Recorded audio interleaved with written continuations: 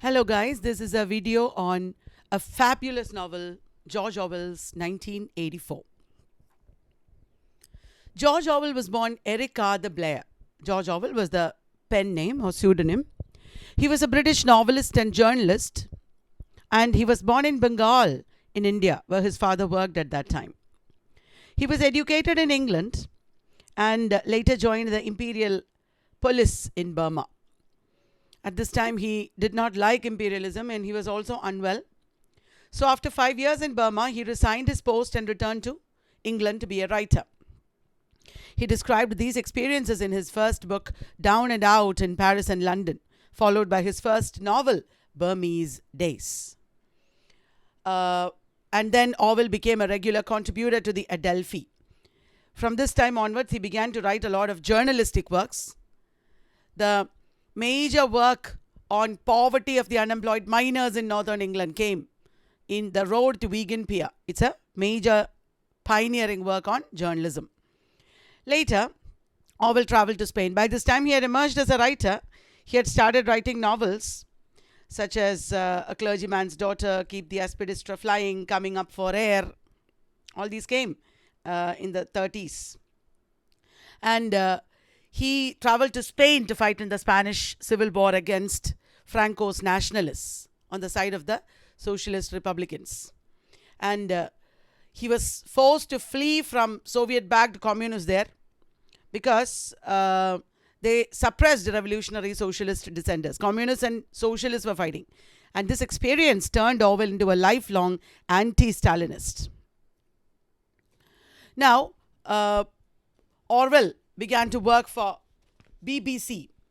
He began to be a broadcaster, and his wife was working in the censorship department of the government. All these experiences are reflected in 1984. He also became a literary editor of the famous left-wing magazine Tribune. And his masterpieces Animal Farm in 1984 came in 1945 and 49. Orwell died in 1950 of tuberculosis. This is a list of Orwell's major works.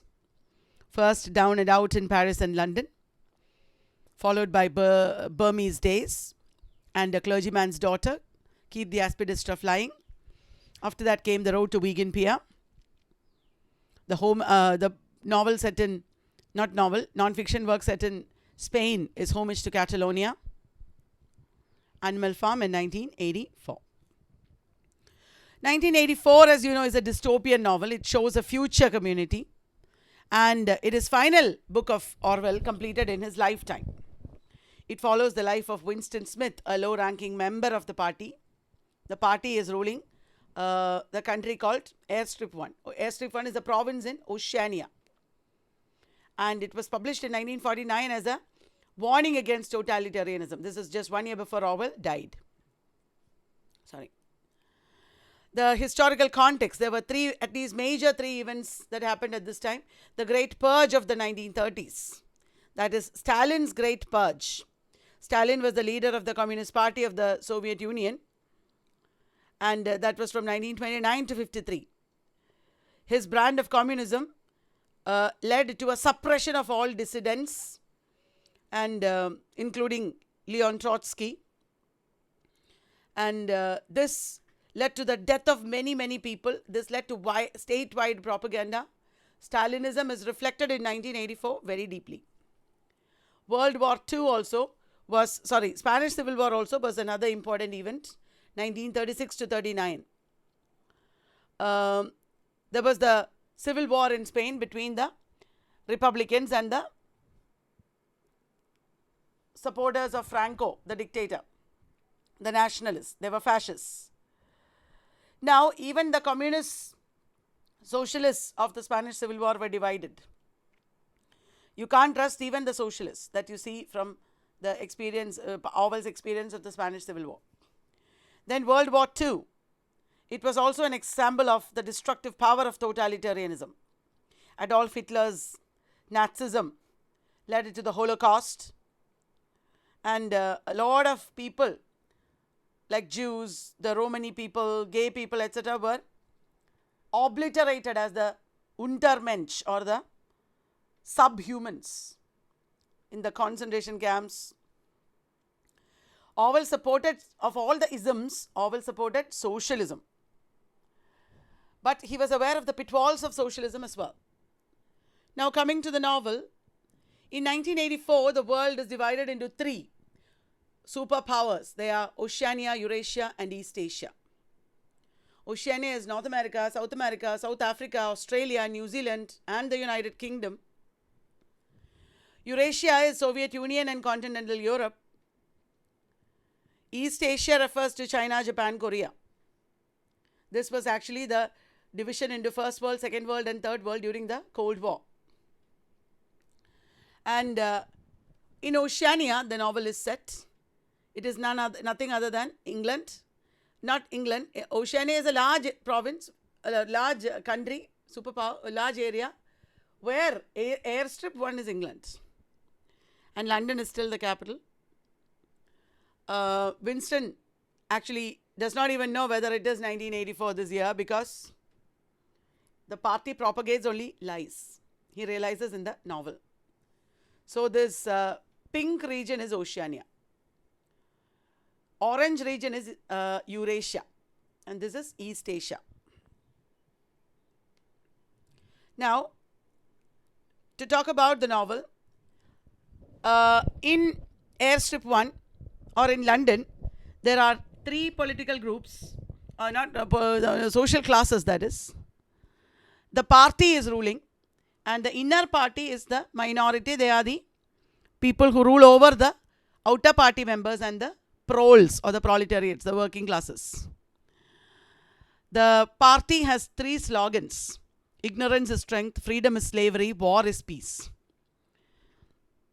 They will pretend to be propagating strength, but actually they are propagating innocence.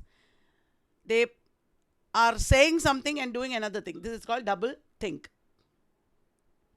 Now,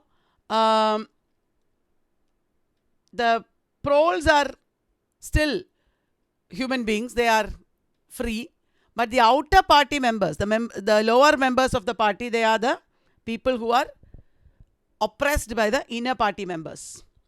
In Oceania, there are four ministries. The Ministry of Truth.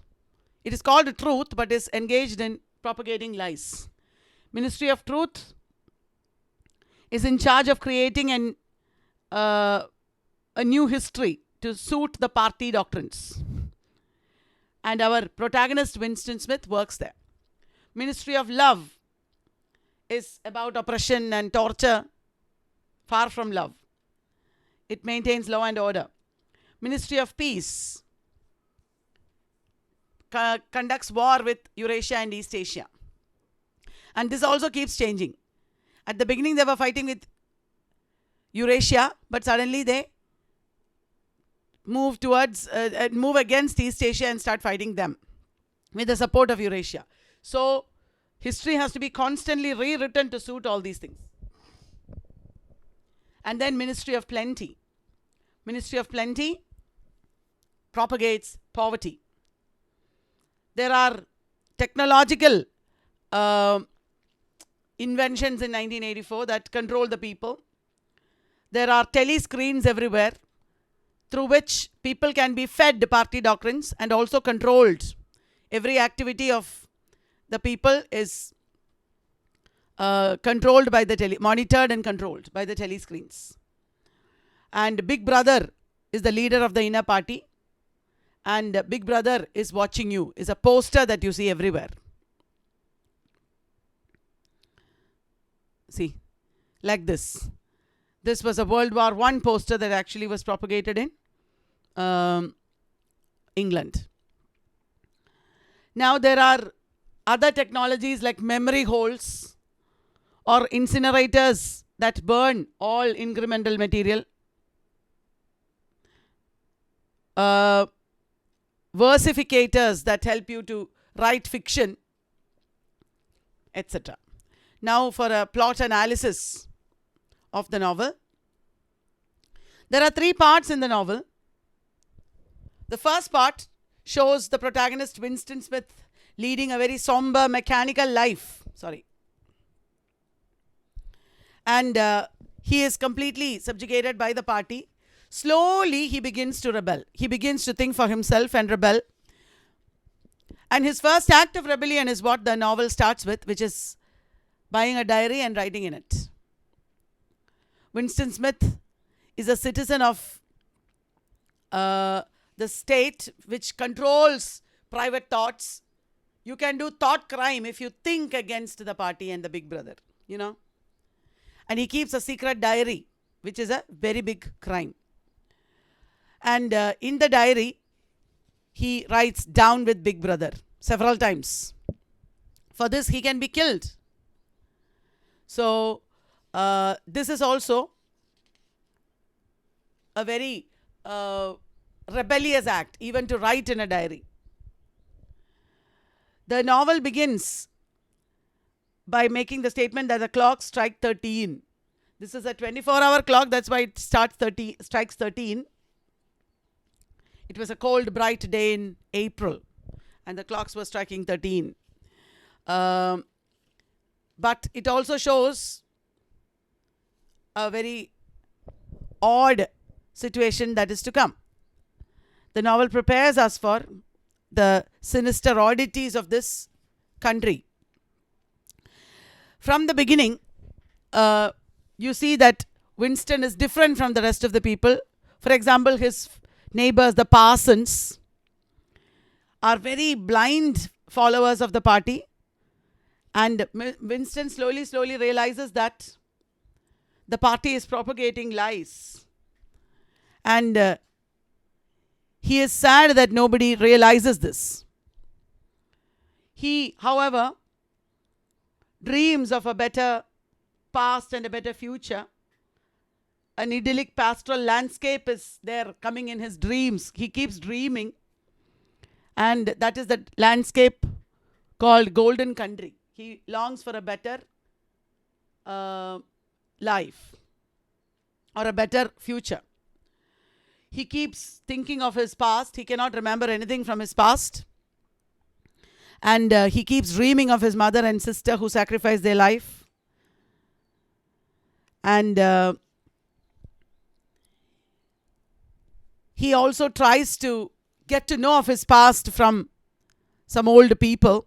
You see him working at the Ministry of Truth, rewriting history, creating fiction to suit the party doctrines.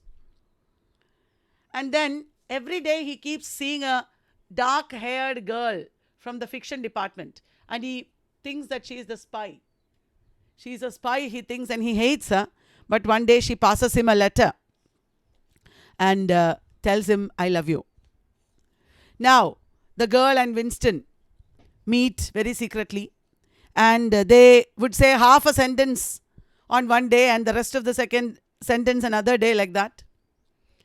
And they meet. Meanwhile, Winston has bought a coral paperweight from one Mr. Sharrington, who he bought the diary also from. And he now decides to meet the girl. They meet secretly in the countryside. By then, part 2 has begun. The best part of Winston's life comes now. His rebellion is complete. They meet and make love in the countryside. Again, they make love in a church. And they start living in an upper room in above Mr. Sharrington's shop. They start having their own private life. All the time, Winston had hero worshipped a man called O'Brien, who is an inner member of the party, but he seems to be a rebel, like Winston. And there is hatred practiced as a ritual in Oceania, in Airstrip 1, against enemies, such as Emmanuel Goldstein. He is the underground leader who is a leader of brotherhood. Winston hopes that O'Brien will lead him to brotherhood. And finally, one day he meets O'Brien. He and Julia meet O'Brien. And they tell him that they are ready to join the brotherhood, the resistance organization. O'Brien also gives them a copy of Emmanuel Goldstein's book called The Theory and Practice of Oligarchical collectivism. And while they are living like that, Winston knows that they are going to die. We are the dead, he keeps saying. And also, there is a rhyme from English popular knowledge: oranges and lemons, say the bells of St. Clement's. That rhyme is repeated in the novel as a symbol of what is to come, because the rhyme ends with the line, and here comes a chopper to chop off your head. So, as Winston and Julia are living in Mr. Sharrington's room, one day they sleep, and when they wake up, Winston says, "We are dead, we are the dead." Julia repeats it, and then they find that a telescreen had been hidden in their room, and somebody from the telescreen says, "You are the dead." They are caught, they are arrested. Now it is the third part. So first part was Winston's somber mechanical life. Second part is the best part of Winston's life, at which time he finds an identity, he rebels. And this is Trafalgar Square in London, which is Victory Square in the novel. It is in Victory Square that Winston and Julia meet. And now we come to the third part of the novel. I will explain the third part in detail because it is the important part. Hello, this is part 2 is over. Now part 3 of George Orwell's 1984. A Nightmare of Torture. That is what we have named it. Winston and Julia are caught. Winston sits in a bright, bare cell in which the lights are always on. We will meet where there is no darkness. Remember, O'Brien had said to him in a dream. He has at last arrived at a place where there is no darkness. 4 telescreens monitor him. He has been transferred here from a holding cell in which a huge proled woman who shares the last name Smith wonders if she is Winston's mother.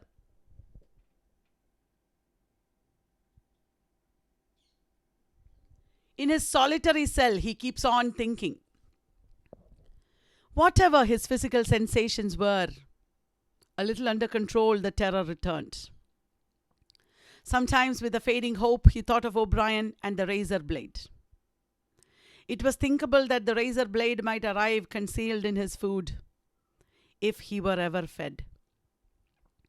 More dimly he thought of Julia. Somewhere or other she was suffering perhaps far worse than he. She may be screaming with pain at this moment. He thought, if I could save Julia by doubling my own pain, would I do it? Yes, I would. But it was merely an intellectual decision because he knew that he ought to take it. He did not feel it. In this place you could not feel anything except pain and foreknowledge of pain. Besides, was it possible when you were actually suffering it to wish for any reason that your own pain should increase? But that question was not answerable yet. He did not know whether he'll be betraying Julia or not. Ampleforth is a poet who has appeared earlier in the novel also. He is also imprisoned now.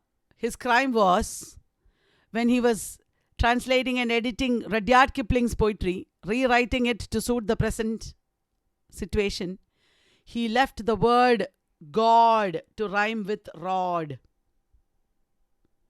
That is his crime. He is dirty, shoeless, and clearly in a poor state. He is soon dragged away to the dreaded room number 101, a place of mysterious and unspeakable horror. Winston is not aware of what awaits him in room 101, but it is mentioned several times in this chapter. Winston shares his cell with a variety of fellow prisoners. including his neighbor Parsons. Winston had thought that Parsons will never land up in prison, but he was turned in by his own children for committing thought crime. Winston asks Parsons whether he is guilty, to which Parsons replies, "Of course I'm guilty. You don't think the party would arrest an innocent man, do you?" Prisoners come and go. Some are relegated to room 101, and Winston begins to notice that a few people tremble in great fear upon hearing those words. The guards bring a man so emaciated that it seems he has been starving to death. Another prisoner, Bumstead, offers him a piece of bread, but the telescreen quickly shouts him down, and Bumstead is punched so hard that he is sent flying across the room for the crime of giving a piece of bread to a starving man. 2 halves of a dental plate fall out of his mouth, and blood gushes from his face. A guard opens the door and tells the starving man to go to room 101. He immediately gasps and protests, begging for anything but room 101, even telling the guard he would rather cut his wives' and children's throats than take him there. Ignoring his pleas, the guards struggle with him, break his hands free, escort him from the room, while all the other prisoners sit quietly and watch. Terrible. Seeing starvation, beating, and mangling, Winston hopes dearly that the Brotherhood will send him a razor blade with which he might commit suicide. He still thinks O'Brien and the Brotherhood are there for him. O'Brien, Winston's hoped-for link to the rebellion, enters his cell. "They've got you too," Winston cried. "They got me a long time ago," said O'Brien, with a mild, almost regretful irony. He stepped aside. From behind him there emerged a broad-chested guard with a long black truncheon in his hand. It's like a stick that policemen carry. "You know this, Winston," said O'Brien. "Don't deceive yourself. You did know it. You have always known it."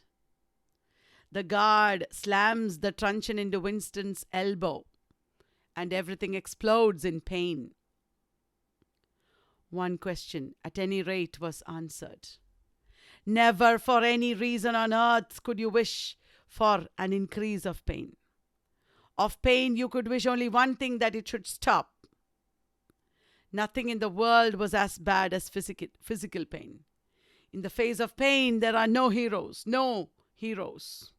He thought over and over as he writhed on the floor, clutching uselessly his disabled left arm.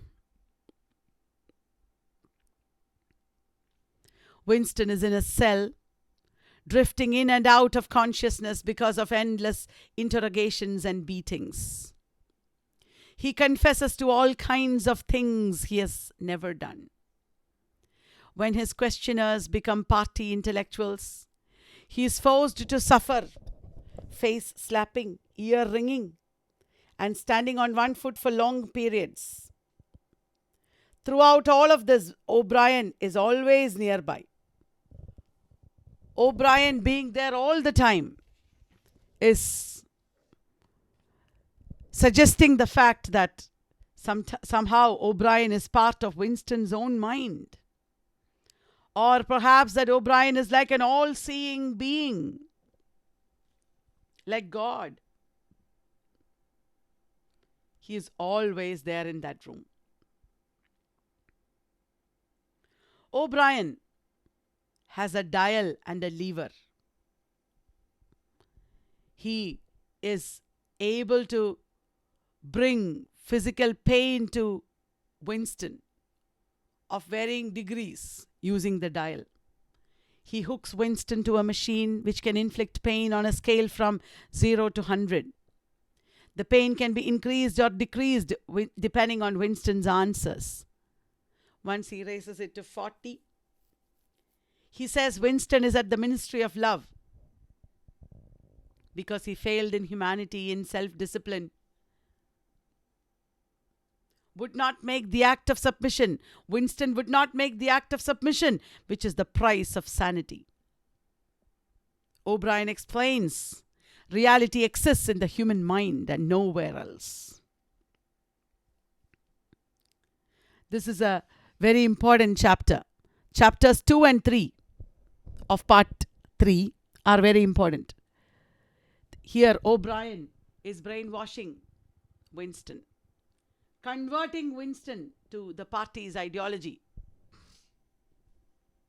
Especially in chapter 3, you see a discussion of ideas.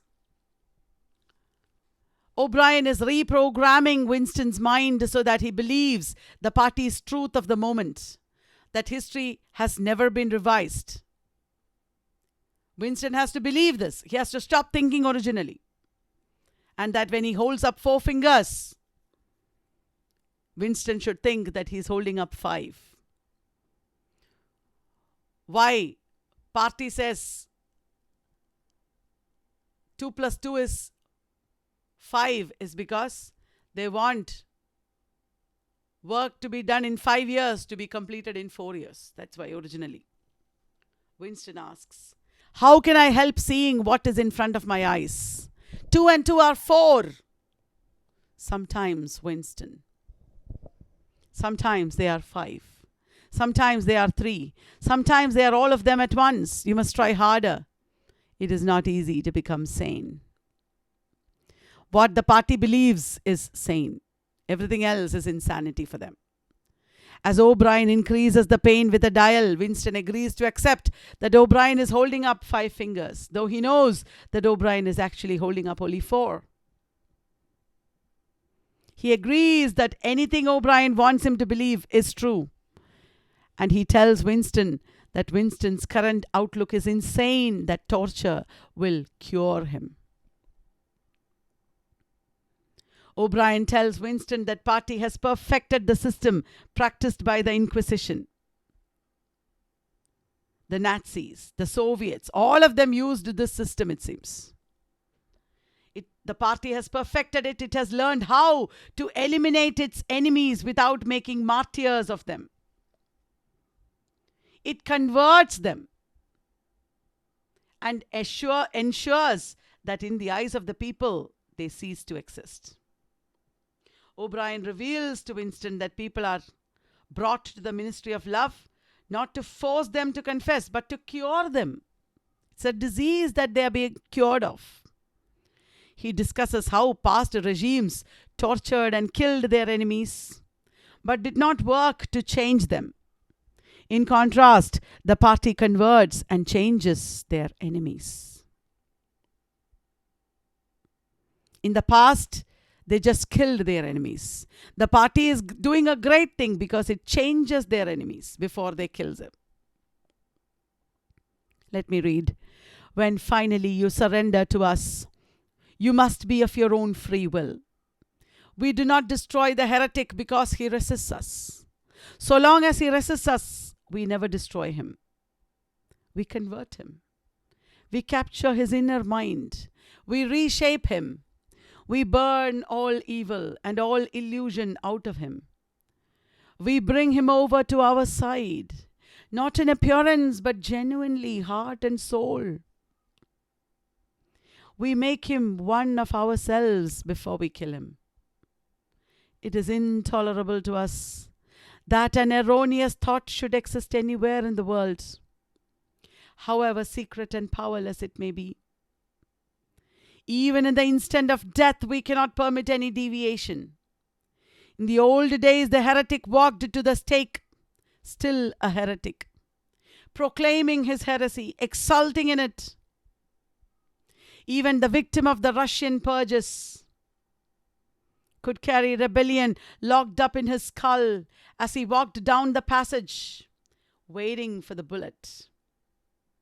But we make the brain perfect before we blow it out. Look at the wonderful work that the party has been doing. O'Brien orders a new form of punishment, similar to electroshock therapy, while continuing his line of questioning. Finally, he is successful in convincing Winston that his memory is flawed. At the end of the session, when Winston is almost able to see 5 fingers where there are actually only 4, Winston asks about Julia. O'Brien tells him that Julia betrayed him immediately. Whether it is true or false, we don't know. Winston asks if Big Brother exists in the same way that he himself does. And O'Brien replies that Winston does not exist. Winston asks about the Brotherhood, and O'Brien responds that Winston will never know the answer to that question. Winston asks what is in room 101. O'Brien answers, "You know what is in room 101, Winston? Everyone knows what is in room 101. Chapter 2 closes while Winston is induced to deep sleep. Winston is again tied down flat on his back. O'Brien mentions Winston's diary entry in which he wrote, "I understand how, I do not understand why." In reference to this, O'Brien tells Winston that he collaborated in writing the book, and goes on to give Winston the answer to the question of why. Winston says what he thinks O'Brien wants to hear, that the party is ruling the people for their own good.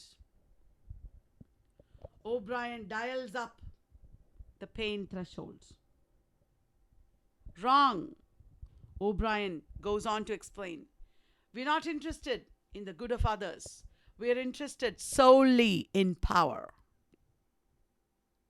He compares the party to the German Nazis, the Russian communists, but agrees that the party is far superior because it has no illusions of equality. We are the priests of power. God is power. But at present, power is only a word so far as you are concerned. It is time for you to gather some idea of what power means. The first thing you must realize is that power is collective. The individual only has power in so far as he ceases to be an individual. You know the party slogan, "Freedom is slavery." Has it ever occurred to you that it is reversible?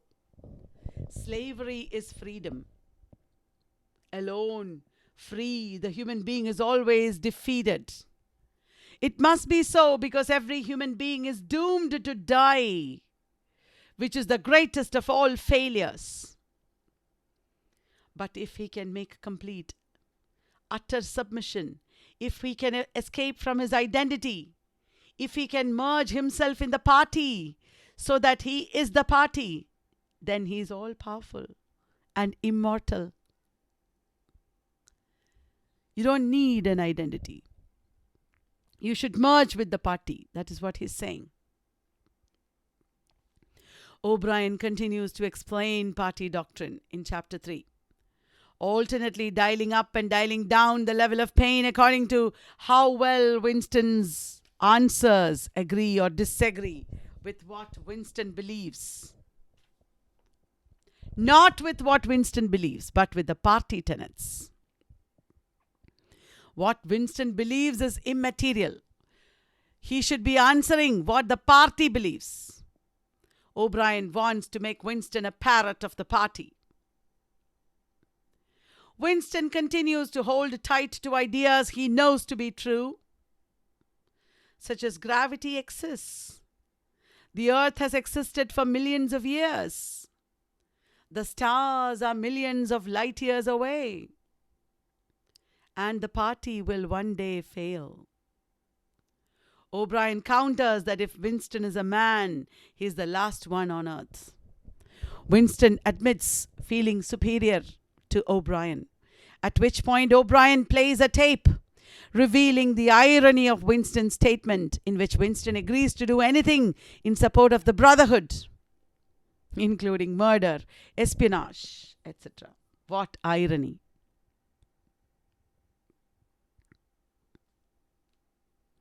When Winston sees himself in a mirror, he is frightened by the emaciation of his body. He is very thin. The one thing that sustains him is that in his heart he has not betrayed Julia. He has not stopped loving her, and O'Brien knows it. Winston asks, "Tell me," he said, "how soon will they shoot me?" "It might be a long time," said O'Brien. "You are a difficult case, but don't give up hope. Everyone is cured sooner or later. In the end, we shall shoot you." With this conversation, the third chapter, which was a discussion of ideas, winds up. In chapter 4, Winston tries to acquiesce with O'Brien's wishes. He tries to accept that he was wrong. He is transferred to a more comfortable room and torture eases. He dreams contently of Julia, his mother, O'Brien in the Golden Country. He can eat and bathe. The painful varicose ulcer he has had since has been dressed.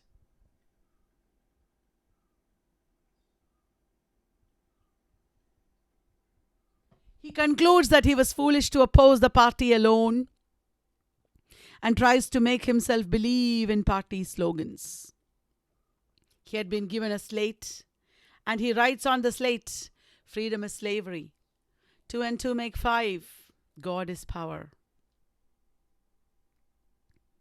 He accepts that the past is alterable. He accepts that the party's rule is good. He accepts that he has been wrong. He thinks only surrender and everything else followed. But Winston confesses that he is only willing to obey Big Brother. He does not love him. In his sleep, he calls out Julia's name. He shouted out his love for Julia in his dream. He wakes himself with this exclamation and immediately realizes that he had surrendered his mind but not his heart. He also realizes to die hating them, that was freedom. O'Brien enters and tells Winston to follow him. O'Brien explains that intellectually there is little wrong with Winston, but emotionally he has made no progress. Demanding honesty, O'Brien asks Winston what he thinks of Big Brother. And Winston replies, "I hate him." O'Brien notes that the time has come for Winston to love Big Brother.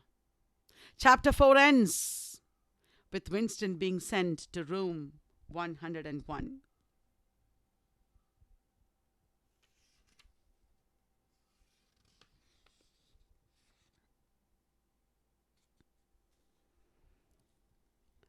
In 101 room, which is many meters underground, Winston is strapped to a chair so tightly that he can't move his head. "You asked me once," said O'Brien, "what was in room 101. I told you that you knew the answer already. Everyone knows it. The thing that is in 101 is the worst thing in the world."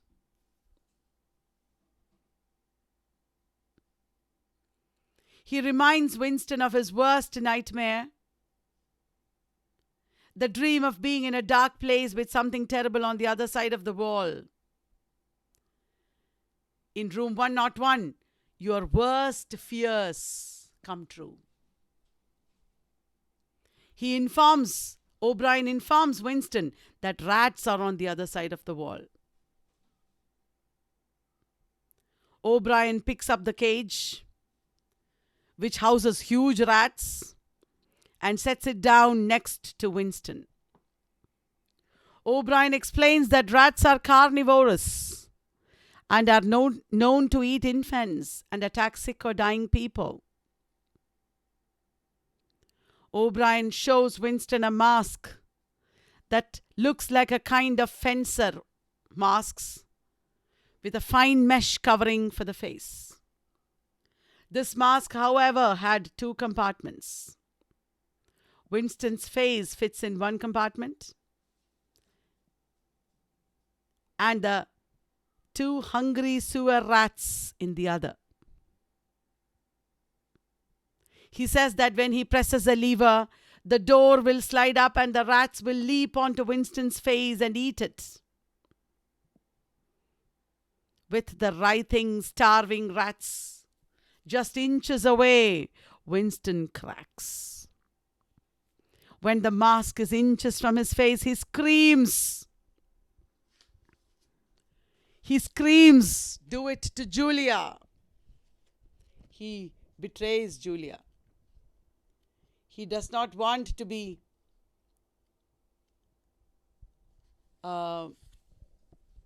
in this pain. "Do it to Julia. Do it to Julia, not me, Julia. I don't care what you do to her. Tear her face off. Strip her to the bones. Not me, Julia, not me," he cries. He betrays her. O'Brien is satisfied by this betrayal. The cage door is shut, and chapter 5 ends. Winston has been released from the Ministry of Love. He sits in the Chestnut Tree Cafe drinking their special clove-favored victory gin.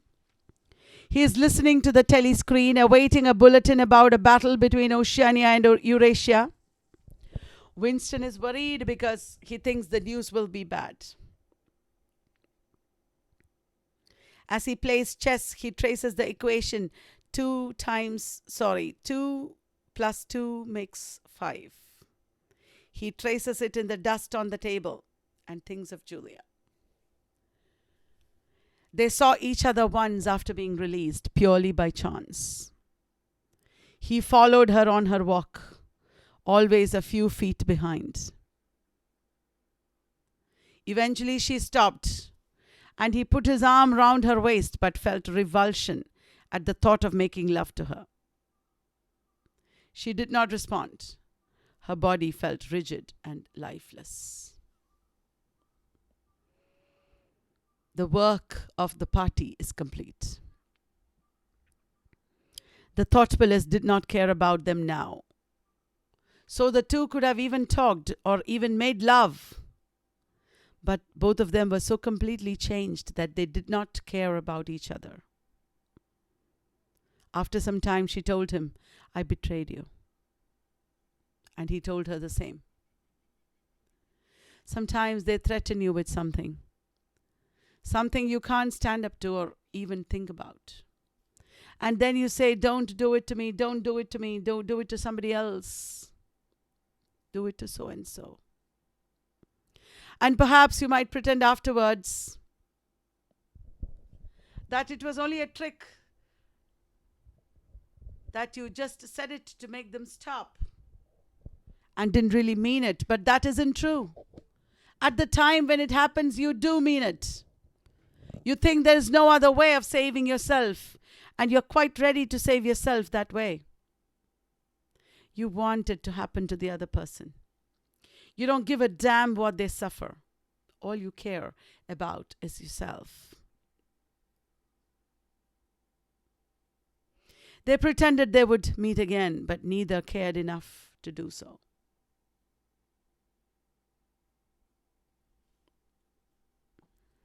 Winston has been promoted to a new job at the Ministry of Truth, working on the newest edition of the Newspeak Dictionary.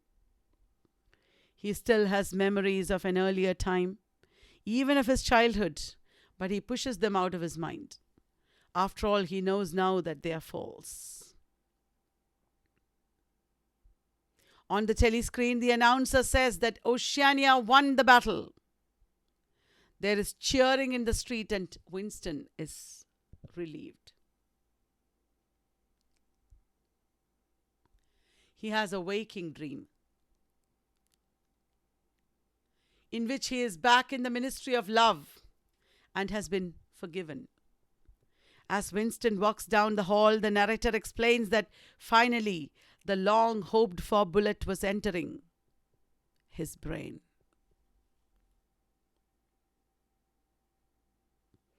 He looks at the poster of Big Brother as in awe of his greatness. He looks up at the face of Big Brother and wonders why he had never rebelled against that. He had ever rebelled against that loving face. Look at the closing lines of the novel. He gazed up at the enormous face. 40 years it had taken him to learn what kind of smile was hidden beneath the dark moustache. Oh, cruel, needless misunderstanding. Oh, stubborn, self-willed exile from the loving breast.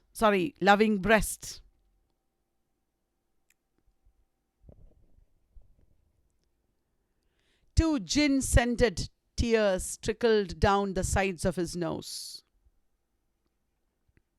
But it was all right. Everything was all right.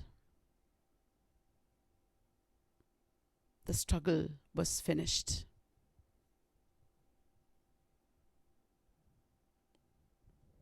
He had won the victory over himself. He loved Big Brother. He loved Big Brother.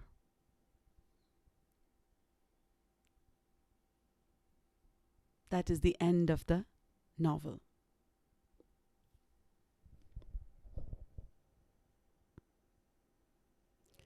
"1984 an analysis" will be another video. I hope you enjoyed this. Now the major themes of Orwell's 1984. What you see here is a totalitarian regime that is applicable to even contemporary times. Totalitarianism and its horrendous oppression on the individuals. The individuals are dead. They are non-existent in a totalitarian regime. They are fed ideology and they are numbed beyond resistance.